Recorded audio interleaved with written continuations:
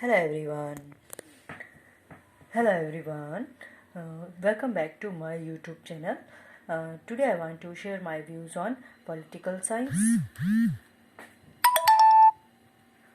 In political science, I want to share my views on role of judiciary. As you all know that judiciary is very important topic in all criterias and in all classes. Okay, and if and But before starting the topic, I want to share that if you are the first viewer of my channel, then please subscribe my channel.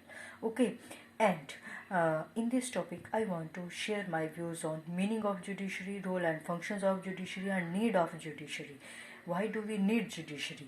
Okay, and some other related topics on the judiciary. Okay, first of all, starting with the topic judiciary, meaning of the judiciary. What is judiciary? Judiciary is a judicial authorities. Judiciary is a judicial authorities.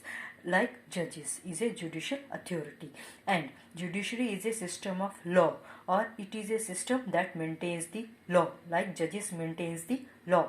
Okay, and it is a branch of government in which judicial power is vested. It means that judges have a judicial power to decide the cases of any type. And judiciary is a branch of government that interprets the law. It means that maintains the law. And our system has three branches: legislature, executive and judiciary. And our judicial branch has a court like appellate court, supreme court, and subordinate court and district court, and high courts, like that. It's the level of courts. The judiciary includes all the courts at different levels, like number one supreme court, high court and district courts. Okay, and now types of court. I want to discuss types of court. There are two types of courts: civil court and criminal courts. Civil court deals with the general dispute regarding land, property and rights. Civil courts deals with the disputes like land, property and rights. Okay, and criminal court deals with the cases of murder, riots and looting. It means there are two types of courts: civil court and criminal court. Civil court deals with the disputes between the land and property, and criminal court deals with the cases of murder, riots and looting. These are very important topics. And there are many names of judiciary. And how many names of judiciary are? Number one, judicial system, judicature.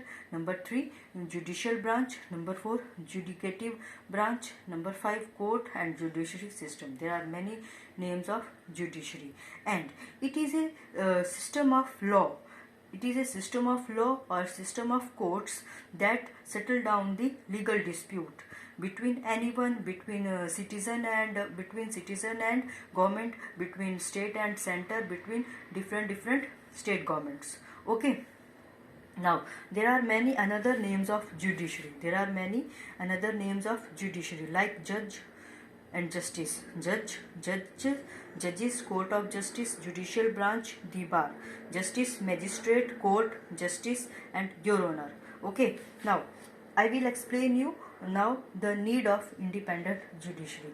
First of all, I give you the explanation of meaning of judiciary, and now I will explain you need of independent judiciary. Why do we need independent judiciary? We need independent judiciary because it plays an important role as a guardian of constitution. If there is any conflict to resolve the matter in constitution, then judiciary behaves like a guardian of constitution. And if there is any dispute or any conflict between center and state government, or between two state governments, then it plays an important role as a arbiter of dispute between center and state governments. Okay. Number two, why do we need? Because it plays an independent and impartial role or empire between center and state government, or between among the state governments. Okay, now I will explain you. Before explaining the judicial independence, I want to share that if you are the first viewer of my channel, then please subscribe my channel and like my video. Okay, now explaining the judicial independence. What is judicial independence? In simple words, judicial independence is what? It is a matter of trust. It is a matter of belief. Okay, so why is it important for us? It is important for us because because judges are very independent, very free to decide any type of matter, any type of case with honestly and impartial, without any fear, without any interference, without any control, without any influence of anyone. Okay, so it is a judicial independence where the judges are free to decide all the cases of any type without any fear or without any control or any influence. Okay, now judiciary has a balance, maintain the balance. Judiciary has maintained the balance in political democracy because anytime there are many conflicts in between center and state government, then only judiciary behave like a independent and resolve all the matters. Okay, and all the executives and the legislature have to be मानना पड़ेगा, have to be resolve the matter by saying the Supreme Court or judiciary. Okay, nobody can be denied to do that. Okay, so there are many examples of that, like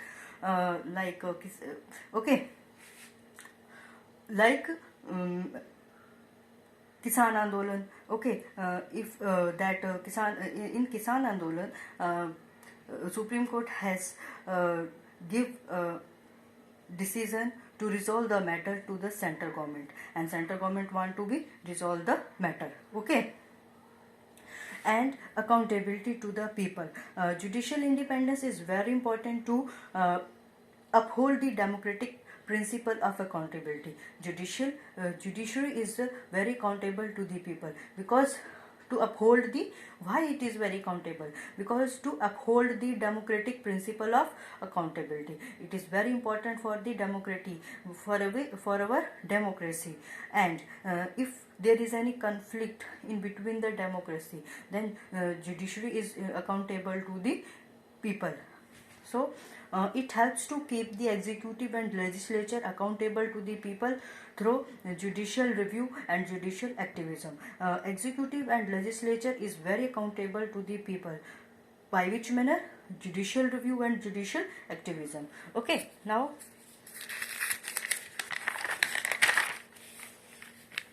there are many questions that I want to explain to you.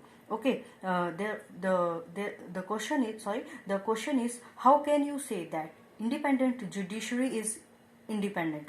Indian judiciary is independent. Why do you think there is need of independent judiciary? There is a need of independent judiciary because it is not under the control of legislature and executive, and judges are free to decide all the matters honestly and impartial. They are impartial judge between the center and state government. They cannot act on the direction of government or wishes of the ruling party. All the modern democracies have courts that are free from legislature and executive. Okay, now role of judiciary. What is the role of judiciary? Role of judiciary is very important because if there is no role of judiciary, then everything will be hustle and bustle. Okay, so the first role of judiciary is to decide the matters with the relevant facts or relevant law, by applying the relevant facts or by applying the relevant law. Secondly, judiciary is a common law system. It is a common law system by which many customs has to be magnified, or securities can to be magnified, and legislation is to be magnified. Okay, so it's a role of the judiciary to decide the cases of with the relevant facts. Okay, hierarchy of the courts in India. Hierarchy of the courts in India. Number 1. Hierarchy. Number 1. Supreme Court, High Court and subordinate court. Selection and appointment. President of India.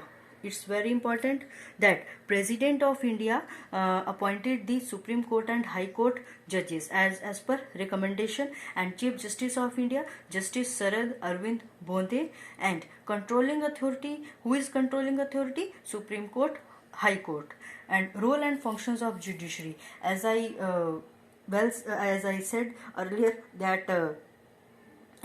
earlier that judiciary is the branch of government or the system that maintains the law and that decide the cases very freely, and nobody can be forced to the judiciary, and court can apply laws and settles dispute between center and state governments and between citizen and governments, and it is a key concept of democratic way of life, and it upholds the peace, order and good governance. It means judiciary is very important.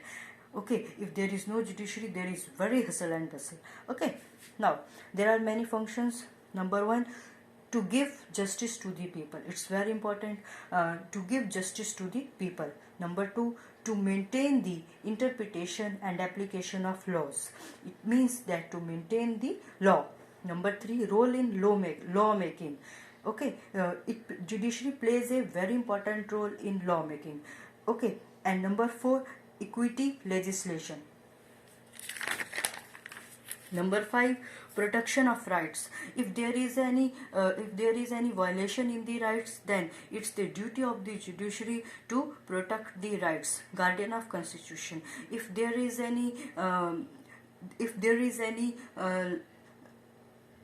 conflict in between in any matter of the constitution, then it's the duty of the judiciary to maintain the guardianship of the constitution, and power to get its decision and judgment enforced.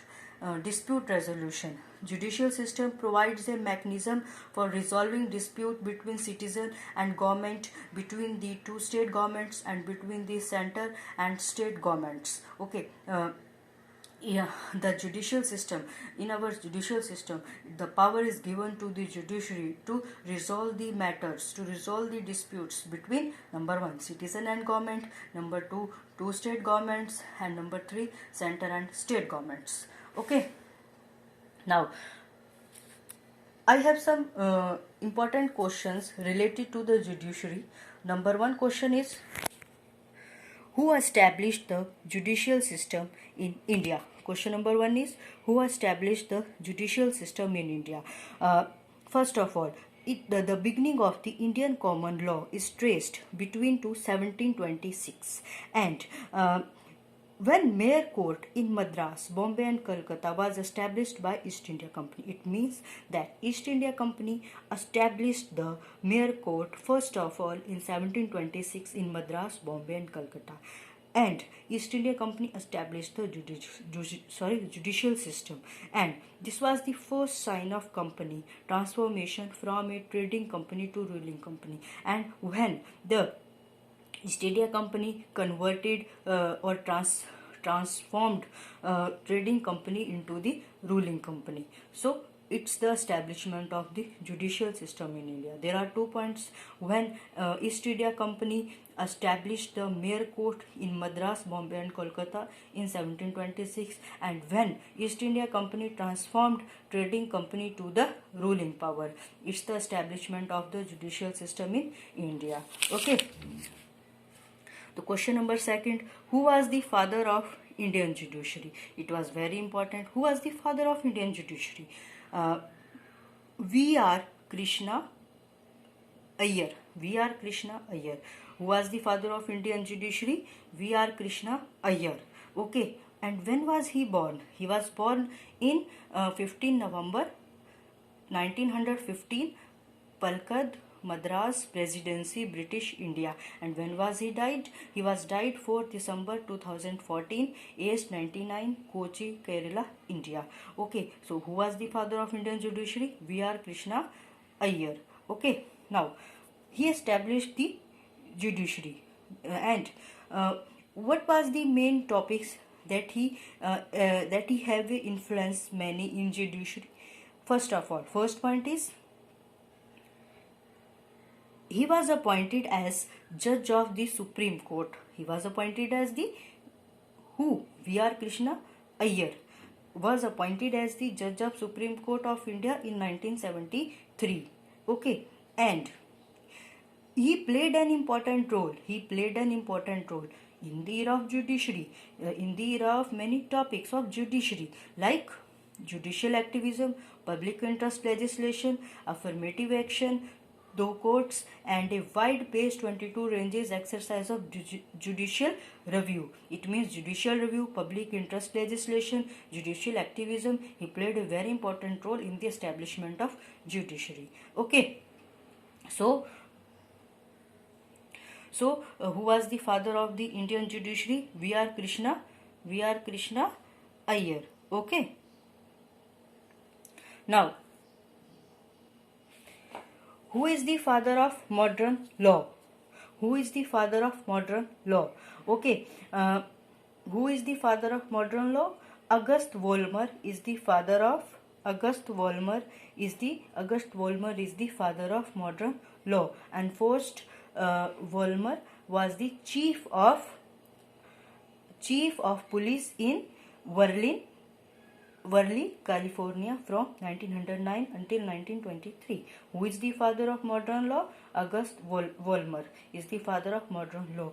So it is all about the judiciary, and it is all about the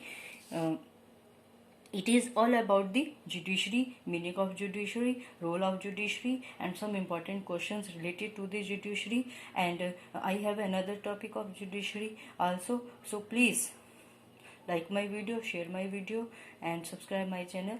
Thank you.